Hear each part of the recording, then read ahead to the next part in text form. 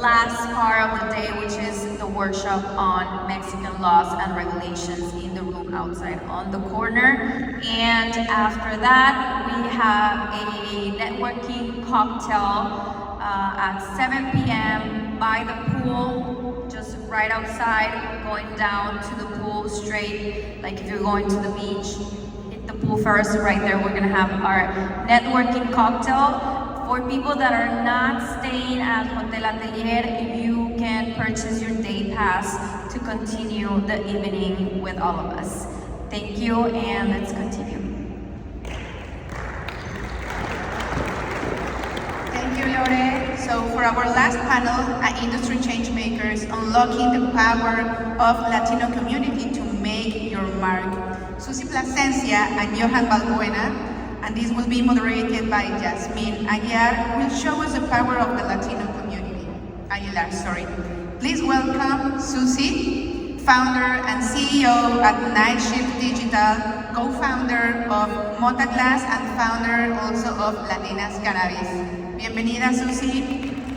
And Johan is an author, filmmaker, activist, and entrepreneur, and marketing director at Prime Harvest. Welcome. And Keila Santos from Revivi. Welcome, Keila.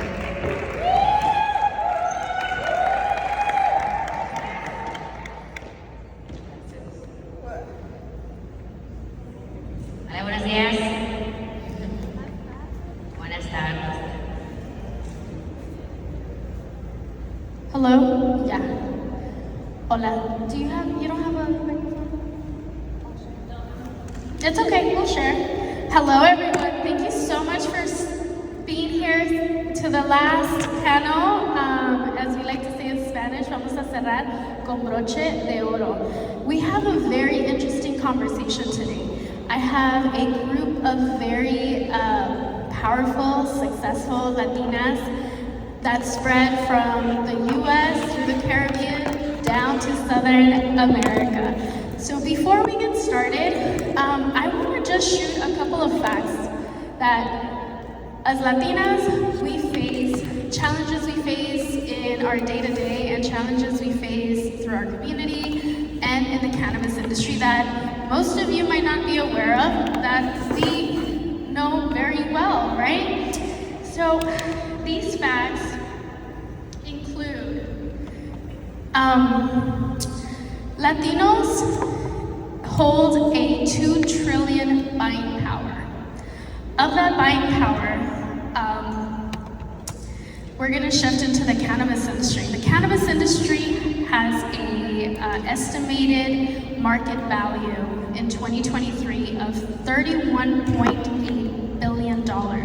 However, of those $31 billion, less than 6% of cannabis businesses are owned by Latinos, even though we make a large part of the population.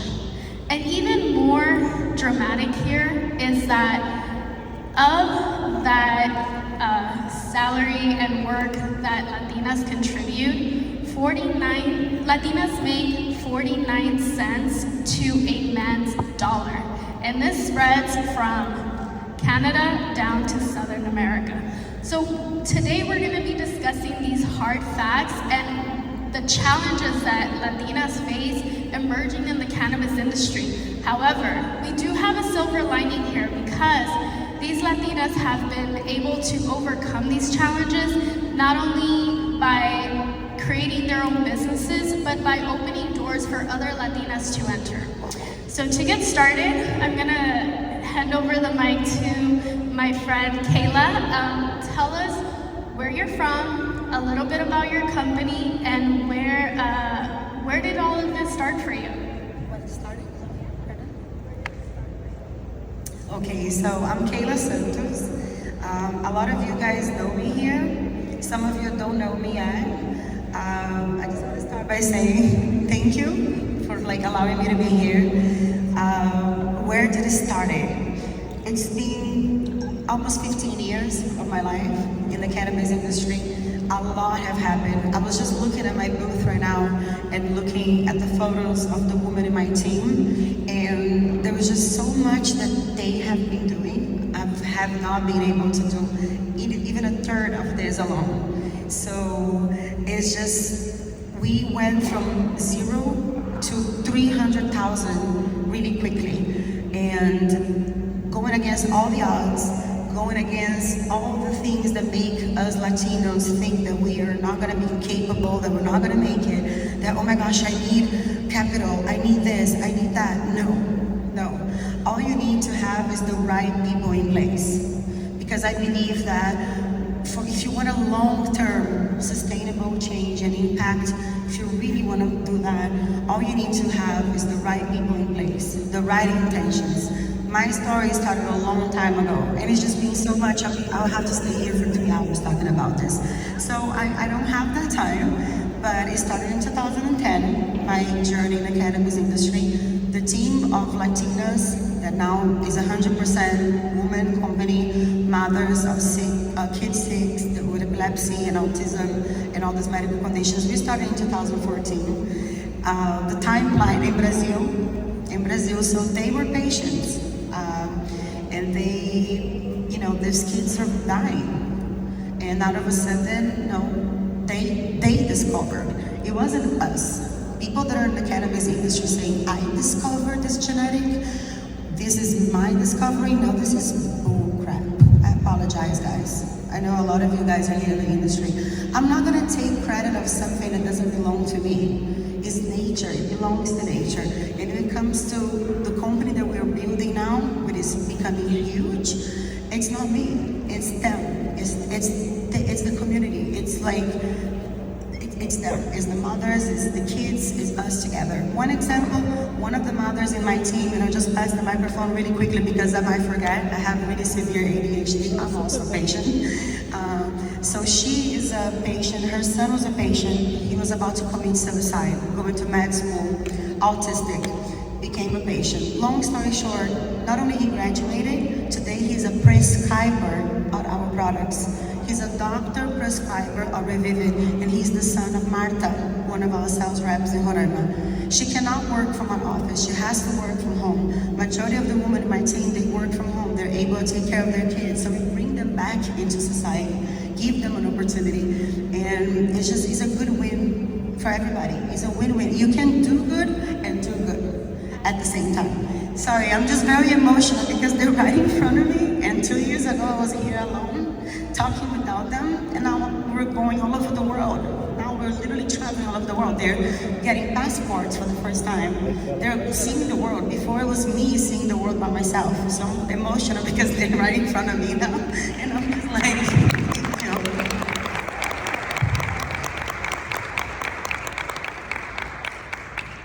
Thank you.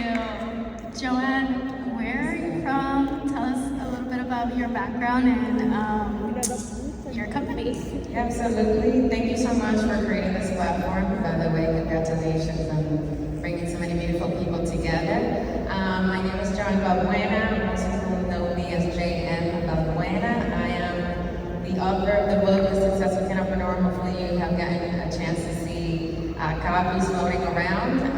I'm from the Dominican Republic, came to America when I was 13, and joined the Navy. There I had an accident that, unbeknownst to me, would be my connection to cannabis when I got out of the service, and started as a patient. Discovered that beyond the wellness, there's also a thriving industry that our community was not actively engaged in being a part of it for many different reasons. Our relationship with the plant has been one of criminalization and things of that nature, and then I saw that as an opportunity to provide that kind of education, that information, by being the example. My company's in San Diego, they're Prime Harvest Inc., which owns Jack's Cannabis. It's a retail dispensary that has been operating since 2017. So we've been doing it, through the different changes in California. And it's been an uphill battle, but we're up for the challenge, and we're still here doing it. So that's where we're at. Thank you so much. Thank you so much. Welcome. Susie, same question for you. Where are you from? Tell us about your company.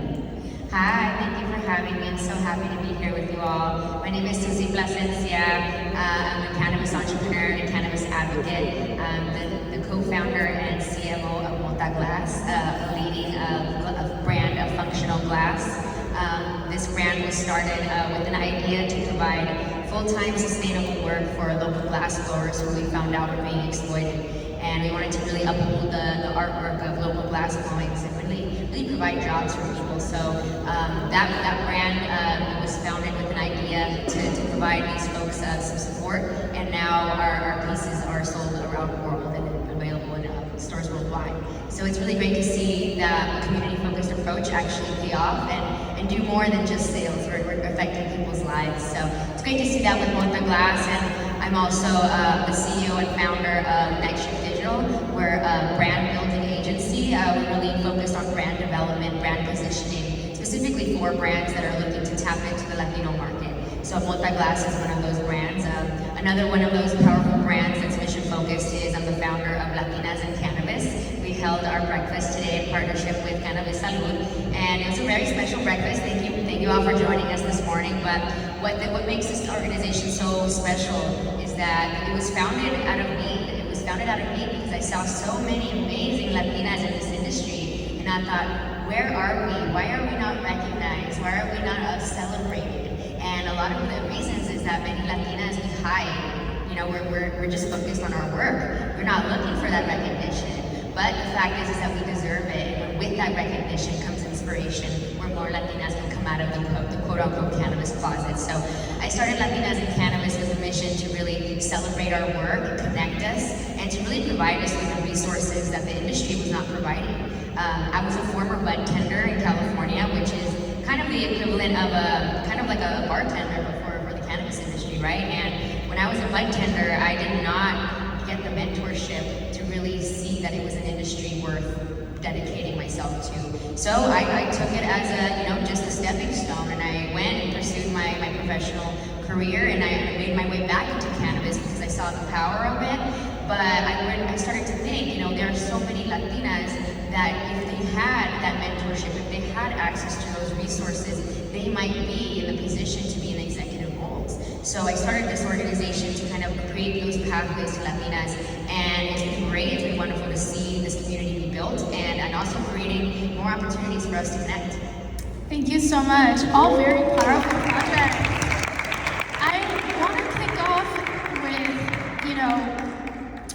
we already know we're resilient. We already know we have to be strong. We already know these challenges are coming and we're going to get it done regardless. What I want to talk about is when we overcome those challenges and barriers, and there is a significant impact, because there is. We're impacting people every day. How do we continue to hold our team in high regards and high energy to continue going? Because as bosses, we know those challenges are there, but sometimes our team doesn't really have that kind of energy. So Keila, you dealing with, expansion of being in over 300 stores in Brazil and having an amazing team of women and continuing to do this work. How do you keep your team motivated? Wow, okay. I would say that so many times I thought about giving up, and they were the ones that kept me going. But they tell me that I'm the one that inspired them. And then I don't see that in myself. And then at the same time, I'm trying to show that to them, because now we go to so many trade shows. So in Brazil, we are the leading brand. We are the first ones who got there. And when we go to these huge trade shows, we have the biggest booth. And, but a lot of times I see that, even in my country, it's a very chauvinistic country, and being a team of women, people second guess them and can be very mean sometimes. And it's not like motivating them, it's giving them that, hey, look at me in the eyes, excuse my language, fuck that motherfucker. He doesn't know what he's saying, he can bring you down, and like fighting, just being like, hey, if you come around here again and say that to any woman in my team, you're gonna regret this. So sometimes we just have to be like, really like fighting every single day. But then when we are having our meetings, we're having fun. It's not like, oh, we're gonna have, it's screw business as usual, basically. So what we do, it's all different, and it's by giving them the power.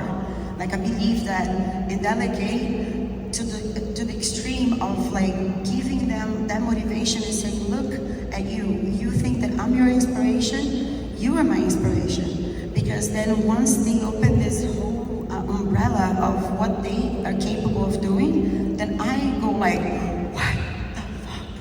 Like, dude, did you even know how you just said what you just did? And nobody ever had training, nobody ever taught us anything. She just said something now, when I was a bartender, I used to run dispensaries, and that's when I was 25 years old. But that was because it was an accident. I was an assistant manager. The manager was stealing, got caught robbing, and then it was just the background. A lot of you here have been in this industry for a long time. We all know what I'm talking about, like in the background.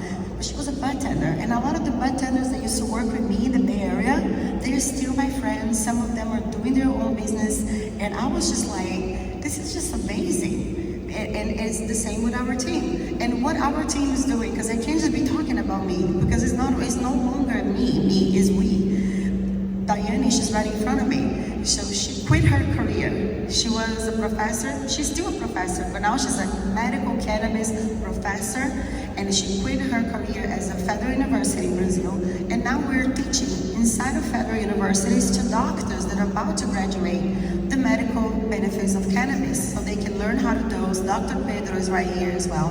He is my main medical prescriber of our products. And we have been treating thousands and thousands of kids with epilepsy. So it's like they motivate me. They keep me going. They always pick me up from pieces, and like there is no way of quitting this. We can't stop, because now it's just, I feel like we're also just getting started. Sorry, thank you. That was beautiful. Thank you so much. I think it's so important to acknowledge the team, and that is what holds us up. Joanne, I want to ask you the same question, but I want to shift it to the challenges facing licensing and getting your business operational. The California market is very competitive, especially for a woman of color. Going up against MSOs, which are multi-state operators, going up against big funds. How do you face those challenges, and how do you find that energy and community to keep going and keep pushing? I would say the support from the community. I have a great example because it just happened this year. There was a license that was available in the city of San Diego. It was being pursued by an MSO, and the community pretty much rallied at every level. The planning committee, city council showed up saying they did not want that MSO as an operator. And I was even listening in the city council just to, I always do just, for research purposes to know like where the heart of the city is at and what they're wanting. And the community just rallied from all sides. The veterans were against it. It's a predominantly black community in San Diego, one of the very few ones. And they just said no. And for the first time in the city of San Diego, after awarding 36 licenses, for the first time, even though the community said no, so the community usually says no regardless, their programs, the moms, and all these people come around with the reefer madness, but this time it was more than that. The community said no and city council agreed, and that had never happened in San Diego. Community usually says no and city council still goes through if they meet all the requirements. But this one they said no, and they were actually they were appealing it. And that MSO got acquired by another MSO, and because the community was stuck on hold, they decided to drop that. And so since I had been listening to what the community was saying and realized that they just wanted community involvement, and what I did before I even went for the application and everything, met with every single one of the community members that showed up and was against it, and asked them, what's the issue with cannabis? Why? And they pretty much said, we don't want any person to come into our community and use up our resources, get the license, make all the money, and forget that the community that you came into, you know, it's the one that's going to support us. So they said, we want you to hire from the community. We want you to participate in community service efforts. There's a park that's less than a mile away from where we would be operating. They said, it looks like shit. And and what we did as a company is we developed what we call the Community Alliance Program for that community is called Mount Hope. And we presented it to them, they agreed to it, and then we put in the application, and they supported us all the way through, and we had City Council full support, and now we have the license to operate there. So it's community. At the end of the day, I know we keep beating that horse, but the power of community is extreme, and you know, there's power in numbers, and us as, for me, Afro-Latina, you know, I represent several communities, and I take that very personally. Cannabis pretty much saved my life, and I know there's a lot of veterans that also utilize it for medicine, so it's super important to advocate to create the space for us to are able to have access. And so I take that personal. Women in cannabis have been a part of, you know, Susie's Latinas in Cannabis, because I know the importance. Obviously, the statistics show that we need more access. We are willing and able to, if you don't give us a seat at the table, we will create it, and, you know, make a door, you know, and create seats for the rest of us. And the food's gonna be really good. Absolutely. And so, community at the end of the day is how you do it. And that creates that sustainable. Now you have the support from the community, you will be hiring from the community, so you'll be there for a long time. Yeah, congratulations on that win. That is amazing. Congratulations. Yes. Susie, I want to ask you this very specific question, because I think that, you know, we've all been in the industry almost plus 10 years, right? And 10 years ago, we didn't have this panel. It didn't exist. There was no room for it, right? And you saw a need through your work and activism and created Latinas in Cannabis. And I think that right now, in general, Latinas and Latinos and Latino America are very popular, right? So all these doors are opening up, and we want to capture that audience. I want to ask you, how can industry leaders and organizations better support and empower Latino entrepreneurs and professionals? I think by giving us a shot, right? I mean, you yourself, you're an industry leader, and you asked us to be on this panel. So I think we're seeing it in action today. I think all of us hold power in whatever that we do, and I think when we find those pockets for opportunities to uphold each other is when we truly make magic happen. You invited us to this panel to talk about our expertise, and now future Latinas are going to be able to look at us and think, I want to be on a panel one day. So I think that leaders can be a little bit more thoughtful about what areas of their business model can be used to benefit others, right? So sponsorships is one of those things. Hosting events. If you're a business that has sponsorship money, being intentional about choosing your sponsors, being intentional about who your sponsors are and what communities they represent. So I think there's just a whole thoughtfulness that needs to be included with the strategy that these leaders take. You know, and there's a lot of opportunity with, you know, both sponsorship and also events as well. Experiential events is something that the cannabis industry has been doing and doing well, you know. Despite, you know, the slowdown of COVID, we've come back, and I think that this is a lot more opportunity for thought leaders to think, who are the people that are change makers who need to be, you know, up in a room together? What are some conversations that need to be had, and who needs to be leading them? Because sometimes it's not just about having those tough conversations, it's about choosing the right people to lead them, because that's what's at the core of the authenticity of the matter. So I think, in short, give people a shot. Give people a shot. Hire Latino. Well, you guys, this was a very short conversation for us, but we would love to continue this conversation throughout the conference. We will see you guys at the networking session here in a few minutes. Thank you so much, ladies. I appreciate you coming all the way to Mexico. I appreciate the friendship and the support in this industry, and I can't wait to see what the next years brings for us. Thank you so much, everybody. Latina Power.